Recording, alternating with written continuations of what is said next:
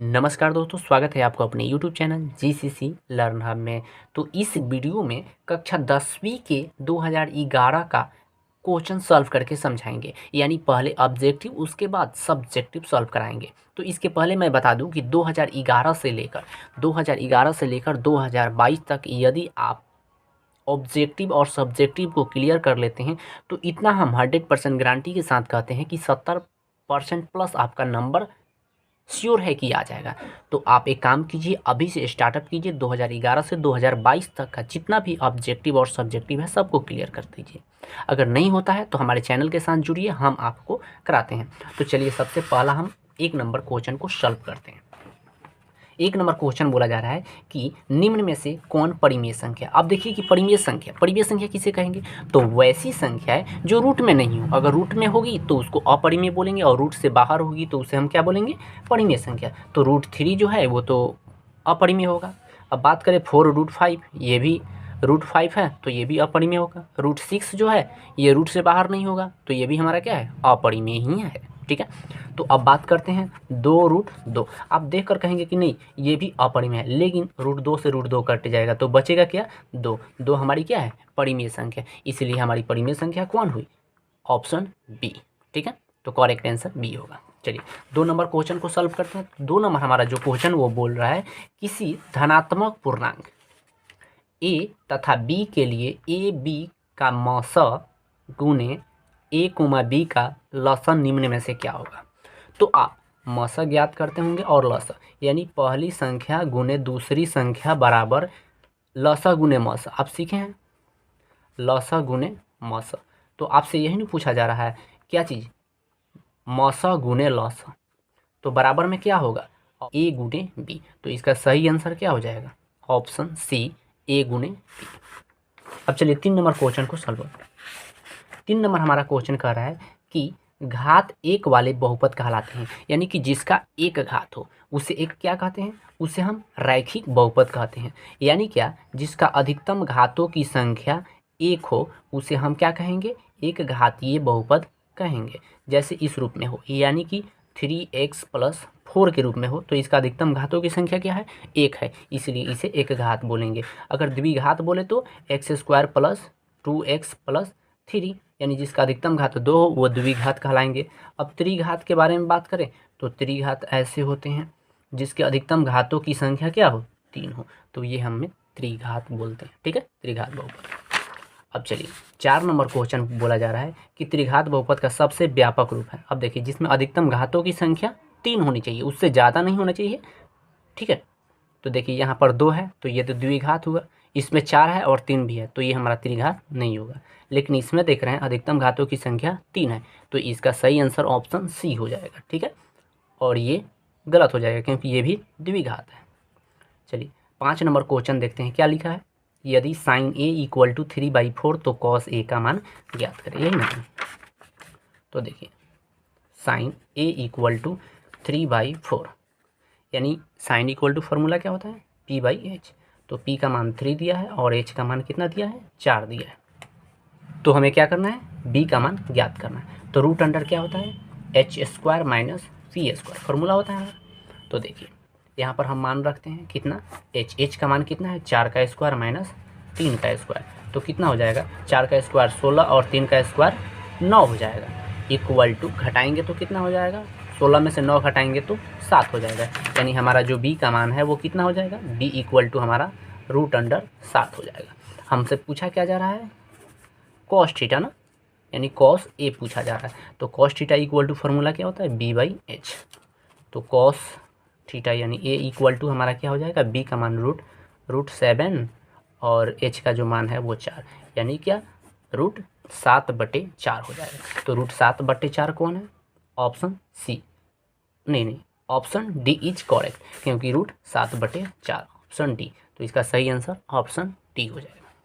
अब 6 number question को देखते हैं। 6 नंबर क्वेश्चन क्या है, tan a बराबर होगा, यानी tan a किसके बराबर होगा, तो cot 90 - थीटा = क्या हो जाएगा, tan थीटा होता है। तो ये ऑप्शन हमारा ए ही सही हो जाएगा। ठीक है, तो इसका सही आंसर ऑप्शन ए हो जाएगा। 7 नंबर बोल रहा है किसी बिंदु की x अक्ष से दूरी उस बिंदु की कहलाती है, यानी एक्स अक्ष से, अब हमारे पास x अक्ष, इसको हम बोलते हैं x, इसको बोलते हैं x डैश, ये हमारा y और ये हमारा y डैश। किसी बिंदु से, यहाँ पर क्या बोल रहा है, किसी बिंदु से x अक्ष से दूरी उस बिंदु की कहलाती है, x अक्ष से दूरी उस बिंदु की क्या कहलाती है, तो ये हमारी क्या कहलाती है, तो x और y। तो x को क्या बोलते हैं, भुज, और y को कोटि। अब यहाँ से आएंगे तो किसके पास, कोटि के पास आएंगे ना, तो हमारी क्या कहलाएगी, कोटि। ऑप्शन, इसमें सही आंसर कौन सा हो जाएगा, ऑप्शन बी इज करेक्ट हो जाएगा। 8 नंबर क्वेश्चन बोला जा रहा है, निम्न में से कौन वृत्त के क्षेत्रफल का सूत्र है, तो वृत्त के क्षेत्रफल का सूत्र क्या होता है, पाई आर स्क्वायर। तो इसका सही आंसर ऑप्शन सी हो जाएगा। 9 नंबर क्वेश्चन है, संचयी बरम्बरता वक्र कहलाती है, तो ये त्वरण कहलाती है, ये याद करना पड़ेगा। चलिए 10 नंबर क्वेश्चन है, यूक्लिड विभाजन एल्गोरिदम की दो धनात्मक पूर्णांकों के निम्न में से किसे परिकलित किया जाता है। अब देखिए, यूक्लिड विभाजन में पढ़े होंगे आप लोग क्या चीज़, a equal to B Q plus are,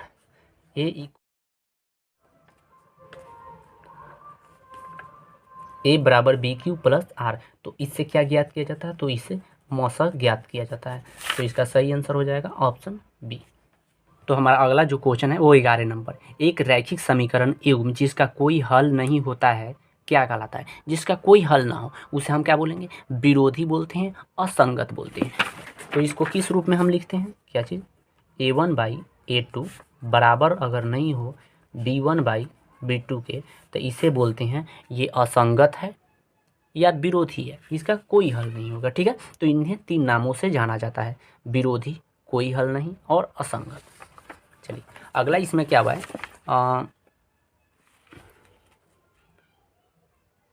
12 number जो है वो tan 45 का मान पूछा जा रहा है। आप लोग याद किए होंगे कि जो tan 45 डिग्री होती है उसकी मान 1 होती है। तो इसमें ऑप्शन तो नहीं दिया है, तो इसका आंसर हो जाएगा 1। ठीक है, अगला जो क्वेश्चन है, कॉसेक स्क्वायर a-1 किसका मान होता है, तो ये डायरेक्टली क्या थी, कॉट स्क्वायर ए, यानी cot square A equal to हमारा फॉर्मूला होता है cosec square a-1, cosec square a-1 होता है। जैसे कि आप लोग पढ़े होंगे sine square theta plus cos square theta equal to 1, उसके बाद sec square theta minus tan square theta equal to 1, उसी में cosec square theta minus cot square theta equal to क्या होता है, 1 होता है। ठीक है, 14 नंबर जो क्वेश्चन है, tan 26 डिग्री बटा कॉट 64 डिग्री, तो इसका मान क्या होगा। अब एक बात ध्यान दीजिए कि अब जब एक दूसरे का ये पूरक हो ना, तो सीधा सा समझिए कि उसका आंसर 1 ही होगा। ठीक है, उसका मान 1 होगा। जैसे कि इसका योग 90 अगर होता है, तो जैसे यहाँ पर क्या है tan 26 बटा कॉट 64, तो जोड़ेंगे तो कितना हो जाएगा 90। तो किसी एक को इसमें क्या करना पड़ता है, चेंज करना पड़ता है। तो tan 90 में से कितना घटाएंगे कि 26 होगा, 90 में से कितना घटाएंगे कि 26 होगा, तो 64 घटाएंगे बटा कॉट 64 डिग्री। तो tan 90 minus theta equal to क्या होता है, कॉट थीटा होता है। तो यहाँ लिखेंगे कॉट थीटा, थीटा कितना है 64 डिग्री, बटा में क्या है कॉट 64 डिग्री। अब कॉट 64 और कॉट 64 क्या हो जाएगा, कट जाएगा, बचेगा कितना 1, तो 1 हमारा क्या हो जाएगा, आंसर हो जाएगा।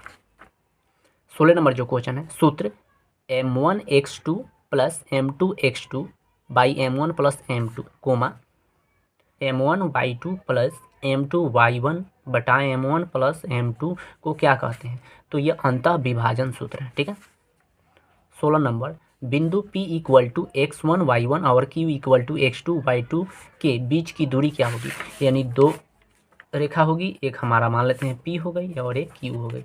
ये x1 y1, ये x2y2 हो गई। तो इसके बीच जब दूरी ज्ञात करना हो तो इसका फॉर्मूला होता है √x2 माइनस x1 का whole square plus y2 minus y1 का होल स्क्वायर। ठीक है, अब चलिए 17 नंबर क्वेश्चन देखते हैं। 17 नंबर क्वेश्चन है, दो त्रिभुज में संगत कोण बराबर है तथा संगत भुजाएं एक ही अनुपात में है, तो इन दो त्रिभुजों को क्या कहते हैं। यानी कि दो ऐसे त्रिभुज लेंगे जो इनकी संगत कोणें बराबर होंगी और संगत भुजाएं बराबर होगी, तो उसे हम क्या कहते हैं, उसे हम समरूप कहते हैं। यानी एक दूसरे के वो क्या होती हैं, एक दूसरे के वो समरूप होते हैं। ठीक है, अब बात करते हैं 18 नंबर क्वेश्चन की।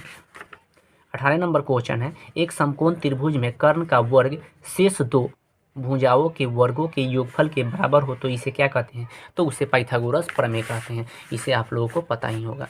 जैसे एक त्रिभुज हो गया, इसको ए मान लेंगे, बी मान लेंगे, सी मान लेंगे, तो इसे हम तो कर्ण बोलते हैं। जैसे कर्ण, इसे आधार, इसे लंब बोलेंगे। ठीक, तो कर्ण यानी ए सी स्क्वायर बराबर A B square plus B C square, तो ये किसका है? ये पाइथागोरस प्रमेय का है। ठीक है। 19 नंबर क्वेश्चन है कि 3.5 सेंटीमीटर त्रिज्या वाले अर्धगोले का वक्र परिक्षेत्रफल ज्ञात करें। यानी 3.5 सेंटीमीटर रेडियस जो इसका दिया है वो कितना दिया है? 3.5 सेंटीमीटर। यानी कि कोई अर्धगोला है, अर्धगोला है मतलब एक गोला तो था लेकिन वो गोला नहीं बल्कि अर्धगोला की बात करते हैं। तो यहाँ की जो रेडियस है वो कितनी है? 3.5 सेंटीमीटर। ठीक है, चलिए, तो इसका क्या ज्ञात करना है? वक्र परिक्षेत्रफल। तो वक्र परिक्षेत्रफल क्या होता है? 2πr²। तो 2 और पाई का मान कितना होता है? 22/7। आर का मान कितना दिया है? 3.5। तो 3.5 का स्क्वायर कर देंगे तो कितना हो जाएगा? 2 × 22/7 × 3.5। अब इसका स्क्वायर है तो इसको 2 बार लिखेंगे। अब देखिए ये डेसिमल में है तो थोड़ा सा काटने में दिक्कत हो, तो एक बात ध्यान रखिए कि बटना में तो एक छिपा ही रहता है। इस डेसिमल को हटाएंगे, इसके बाद एक अंक है तो एक जीरो उतारते हैं, इसके बाद भी एक अंक है तो एक डेसिमल उतारते हैं। ठीक है, अब इसको काटते हैं। 7 × 5 = 35। अब 5 दूनी का 10 और इस 2 से 2 काटते हैं तो 11 दूनी की 22 और 5 दूनी का 10 और 5 7 35। बचा कितना? 11 × 7 = 11 7 77 सेंटीमीटर।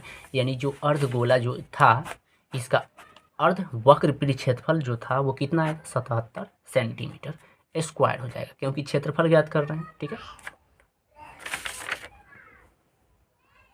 तो खैर इसका आंसर तो नहीं दिया है लेकिन 77 सेंटीमीटर स्क्वायर होगा। ठीक है, तो 20 नंबर क्वेश्चन है, किसी प्रयोग की सभी प्रारंभिक घटनाओं की प्रायिकताओं का योग कितना होता है? यानी कि प्रायिकता में बात करें पीई यानी घटने की संभावना प्लस पीई नॉट यानी नहीं घटने की संभावनाओं का जो योग होता है वो 1 होता है। ठीक है, तो इस प्रकार से 20 नंबर क्वेश्चन का आंसर हमारा क्या हो? क्वेश्चन का आंसर क्या हो जाएगा? 1 हो जाएगा। ठीक है, तो इस प्रकार से 2011 का जो क्वेश्चन पूछा गया था उसका पूरा का पूरा सॉल्यूशन ऑब्जेक्टिव का करा दिए। अब हम सब्जेक्टिव का भी कराएंगे। यदि इसी प्रकार से आप चाहते हैं कि 2011 से 2022 तक क्वेश्चन का सॉल्यूशन आपको मिल सके तो हमारे चैनल को सब्सक्राइब कर लें। मिलते हैं अगले वीडियो में।